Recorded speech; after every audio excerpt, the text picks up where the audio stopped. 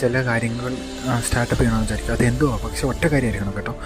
പല കാര്യങ്ങൾ സ്റ്റാർട്ടപ്പ് ചെയ്യാൻ നിൽക്കില്ല, അപ്പോൾ നമുക്ക് സക്സസ് എന്ന് പറഞ്ഞാൽ ഒട്ടും കിട്ടത്തില്ല, തോൽവി മാത്രമായിരിക്കും. പക്ഷേ നമ്മൾ ഒരു കാര്യം സ്റ്റാർട്ടപ്പ് ചെയ്ത് നോക്കുക, എന്നിട്ട് അതിന് നമ്മൾ തന്നെ ഒരു മാപ്പ് ചെയ്ത് നോക്കുക. മാപ്പ് മീൻസ് ഒരു എയറോ മാർക്ക് പോലെ. ഓക്കെ, നമ്മളിത് തുടങ്ങിക്കഴിഞ്ഞാൽ സക്സസ് ആവാനുള്ള ചാൻസ്, ഫെയിലിയർ ആകാൻ ചാൻസ് അത് തുടങ്ങിയില്ലെങ്കിൽ ഓക്കെ.